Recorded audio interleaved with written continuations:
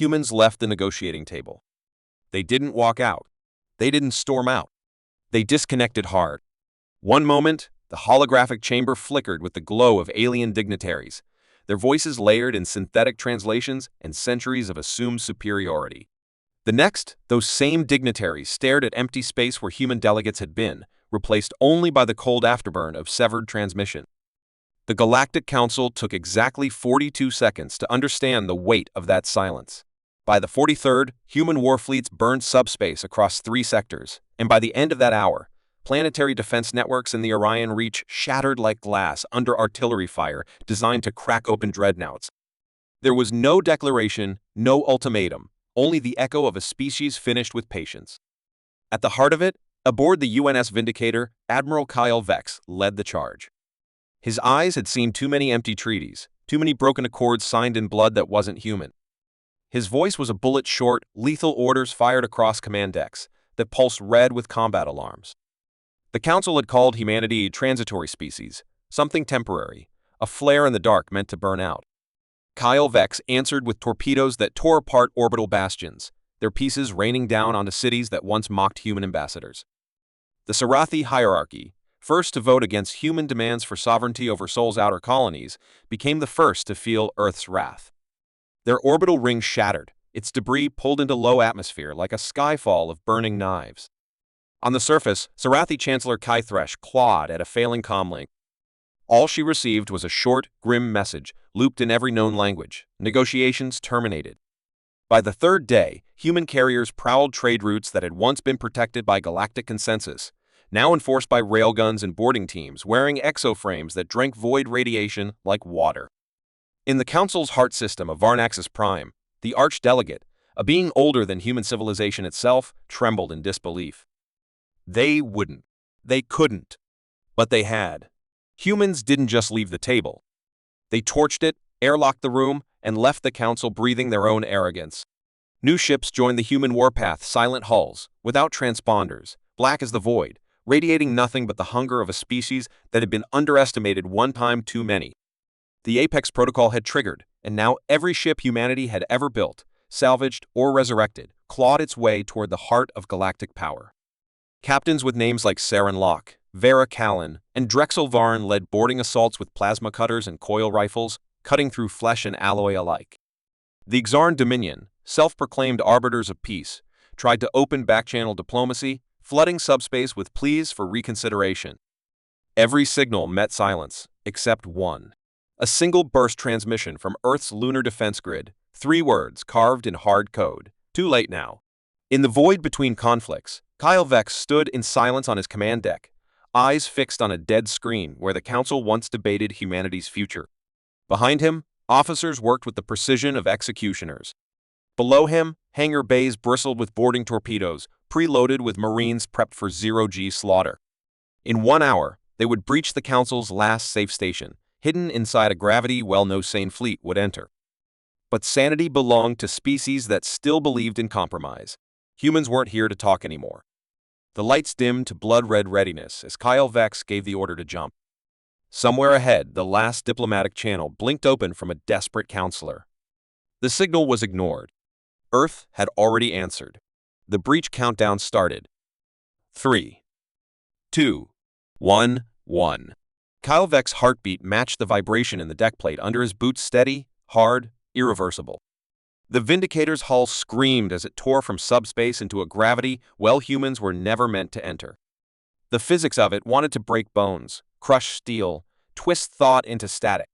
Humans made it anyway, because they always made it when they shouldn't. Kale's eyes flicked to the tactical holo, showing the Council station ahead, a monolithic beast half-built into the crust of a scorched dwarf planet.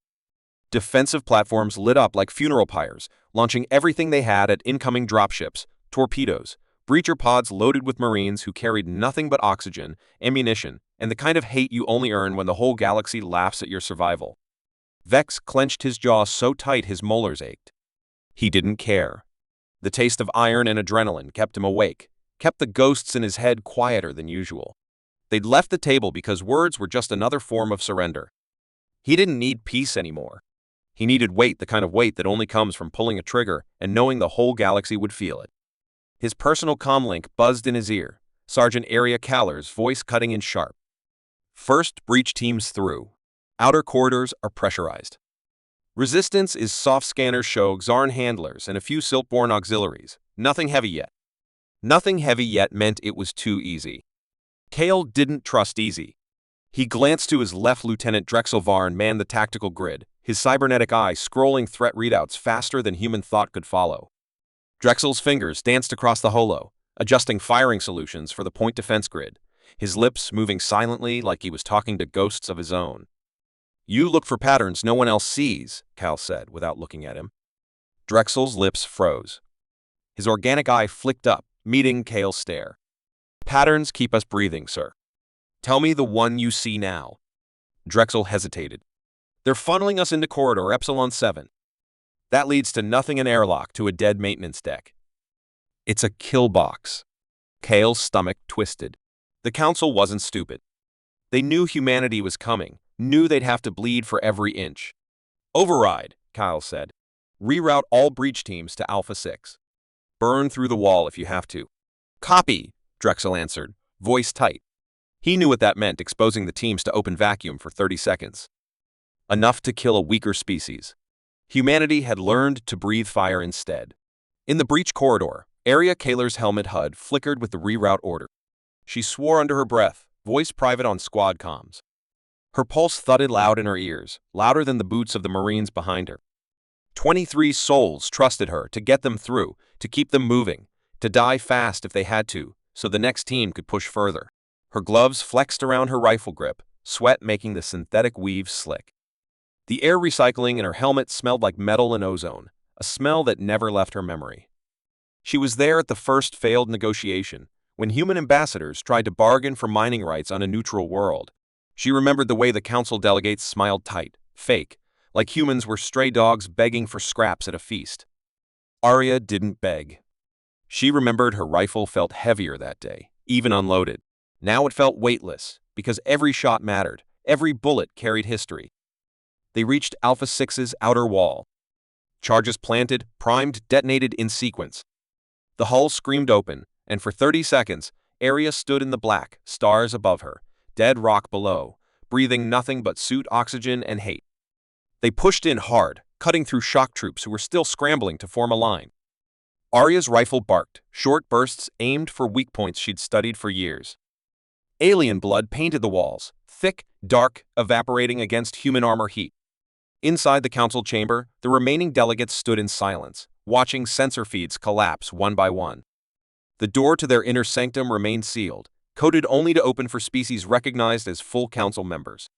Humanity's access had been revoked 2 hours ago. It didn't matter. Outside that door, Kyle Vex stood with a plasma lance, carving the council's name into the steel letter by letter, stroke by stroke. They could read it from their screens, a human hand writing their obituary in real time. Before the lance burned through, the lights flickered, dimmed, and died. Not just in the hallway.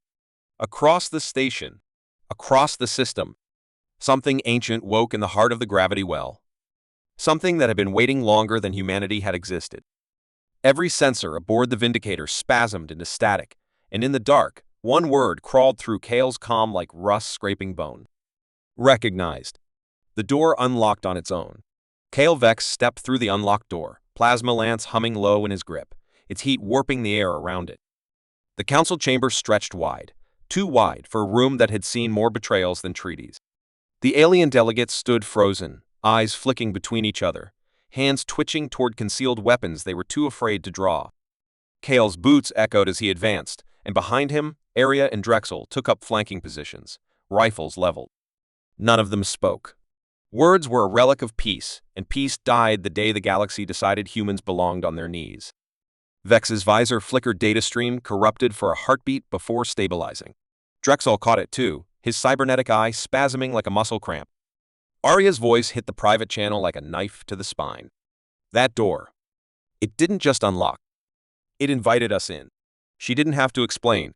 The security protocols were council standard. Those doors only opened under direct biometric authorization. Human genetics didn't qualify. Except now they did. Vex tore off his helmet, breathing the stale alien air. His face was carved from the same war that shaped every survivor: burned scars, surgical lines where shrapnel had made itself at home, eyes too tired for their age, but too angry to rest. He stared down the council representatives, each one a different species, each one responsible for another piece of humanity's ruin. No speech came. No declaration. He raised his lance. Then the signal hit. Every human helmet, every implant, every piece of tech they carried screamed the same frequency of burst transmission: ancient and human and impossible. It overrode every channel, even the emergency scrambler meant to block alien jamming. It was a voice, female, flat, sharp as broken glass, repeating one line: "Do not trust the Vanguard." Arya ripped off her helmet, blood dripping from her left ear, eyes wild. "What the hell is the Vanguard?" Vex didn't answer, because Drexel's weapon was already up, pointed straight at his commanding officer's chest. Drexel's hands shook, not from fear, but from overload. His cybernetic systems were Vanguard-built, part of humanity's last desperate tech surge to survive against the alien blockade. Now those same implants buzzed under his skin like 1,000 wasps chewing through his nerves. "I can't." Drexel's voice fractured under the weight of system failure and some deeper, older command forcing its way into his mind. "You don't get it, do you? They put it in all of us. Every upgrade, every enhancement, every piece of tech we scavenged from the Black Ship. It wasn't ours. It was theirs. We've been Vanguard since the first retrofit." Vex stepped forward, slow, unarmed, eyes locked on Drexel. "Stand down, Lieutenant." Drexel's finger curled tighter on the trigger, trembling. "If I stand down, they trigger me remotely. They make me pull this trigger, and I can't stop it." Arya's rifle swung toward Drexel. "Then we cut the link." Drexel's laugh was a short, broken thing. "You can't. It's not a signal. It's a seed." Behind them, the council delegates began murmuring in their own languages, fear staining every word. They knew the Vanguard. They remembered what came last time humanity walked this road. And they knew it wasn't just war, it was collapse. The kind that leaves no bodies because there's nothing left to bury. The signal burst again, louder, strong enough to flicker every light, distort every holo. The chamber darkened except for one screen, an ancient feed pulled from a wreck no human ever recovered. It showed the first Vanguard fleet, the original human ships that vanished beyond the galactic edge. The footage ended with the fleet turning back toward known space, guns hot, no life signs aboard. Vex reached for Drexel's rifle, slow and deliberate. "We're not them." Drexel's cybernetic eye flickered again, then went dark. The gun fell limp in his hands. "No," Drexel whispered. "But they left something inside us." Before anyone could respond, the chamber's floor split open, machinery grinding up from beneath the deck. It was a weapon platform, older than the council itself, marked with human script, "No one should know," 3 words etched in scarred metal. "Return. Assimilate. Erase." The platform's targeting array locked onto Vex's chest. Drexel screamed, whether from pain or warning, no one knew. Then, the first shot fired. The blast hit Vex dead center, enough force to pulp his torso if his armor wasn't reinforced with Black Ship plating scavenged from the first crash site. Even with that edge, the impact slammed him back into the wall, carbon scoring burning deep into his chest plate. Arya screamed his name, but her voice was drowned under the sudden wail of the platform shifting targets, rotating toward Drexel like it knew him, like it recognized the tech inside his body and labeled him contaminated. Drexel's own implants flared bright under his skin, burning through his veins, rewriting his muscle memory faster than his mind could keep up. His arms moved before he ordered them to, and his rifle locked onto Arya. Arya's reflexes saved her. She rolled hard, the first burst cutting through the air where her skull had been. Vex, still stunned, saw it all through static-filled vision, his HUD glitching as the Vanguard signal corrupted everything built to resist it. They'd all thought the Black Ship's tech was a gift of final chance to even the odds against the Dominion. They'd never questioned why it responded to human hands so easily, why it fit like it was meant for them. Now they knew. It wasn't human salvage. It was Vanguard bait. Drexel's voice warred with the commands screaming in his skull. "Get away from me." I can't stop. His own hand twisted, driving his rifle toward his throat like it was preparing to burn him down before he could break free. Arya lunged, knife flashing, slicing through exposed wires at the base of his neck. Sparks flew, and Drexel collapsed to his knees, gasping, fingers twitching like they still wanted to pull triggers that weren't there. Vex forced himself upright, ribs grinding, his mind working through the pain faster than his body could. The council delegates bolted, but the door locked behind them. Not by human command, not by alien security. The Vanguard platform controlled it now, sealing everyone inside like a pressure trap. Vex didn't waste breath on orders. Arya knew what to do, and she was already at the control panel, bypassing systems with old Earth code buried deep in her personal rig. It shouldn't have worked, but it did. The door shuddered, halfway unlocking before freezing again. Then, the platform spoke. Not with its own voice, but with a fractured blend of human records stitched together into something worse than a threat. It was a memory. You opened the door. It played Vex's own voice back at him, a recording from the day they boarded the black ship for the first time. We gave you the key. Another voice layered in, one Vex didn't recognize but felt like a splinter under his skin. Now you unlock us. Arya's screen flickered, and a new data burst hit their system's coordinates, deep in Dominion space, a point no human fleet ever reached and lived to report back. And next to those coordinates, a transmission log buried inside Arya's own rig, hidden since the first time she interfaced with the black ship's core. It was a distress beacon, but not human, not Dominion. It was Vanguard, and it had been responded to. Drexel's breathing evened out, his mind free for a moment, enough to speak without shaking. They didn't just leave tech behind. They left a path. We followed it. Now they know we're here. Vex stared at the platform's still smoking barrel, his own reflection distorted in its surface. Who responded? Arya's fingers flew over her console, bypassing layer after layer of encryption until the final message revealed itself. It wasn't from Vanguard remnants or Dominion counterforce. It was from Earth. The Earth they left behind. The Earth they thought was dead. A single phrase blinked in Arya's feed, burning into her display like a scar. We never surrendered. Before anyone could process what that meant, the platform powered up again, not targeting them this time, but the council delegates. Every alien in the room was suddenly branded expendable, and the first plasma bolt split the nearest delegate in half before anyone could scream. Arya's voice cut through the chaos, already moving, already thinking ahead.